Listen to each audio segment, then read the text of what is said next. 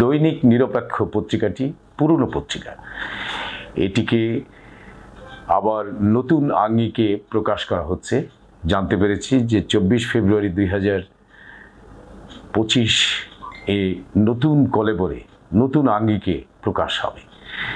তো এই পত্রিকার প্রকাশনার সাথে জড়িত আছেন আমার স্নেহভাজন সবুজ মুন্সী, তিনি প্রকাশক ও ভারপ্রাপ্ত সম্পাদক হিসেবে দায়িত্ব নিয়েছেন। তো আমার আশা হচ্ছে যে পত্রিকাটি নতুন কলেবরে নতুন আঙ্গিকে বৈষম্য বিরোধী ছাত্র আন্দোলনের পরে বাংলাদেশের যে প্রেক্ষাপট রচিত হয়েছে তার আদর্শ ধারণ করে একটি নতুন বাংলাদেশ প্রতিষ্ঠার জন্য এবং সাংবাদিকতায় স্বাধীনতা, বস্তুনিষ্ঠতা আনয়নের জন্য এই দৈনিক নিরপেক্ষ কাজ করবে।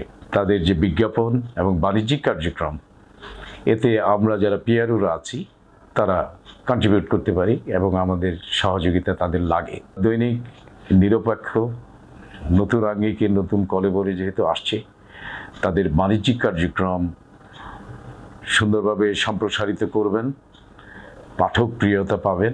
এইভাবে পত্রিকাটি অনেক সমৃদ্ধ একটি পত্রিকায় পরিণত হবে এই আশা আমার রইল।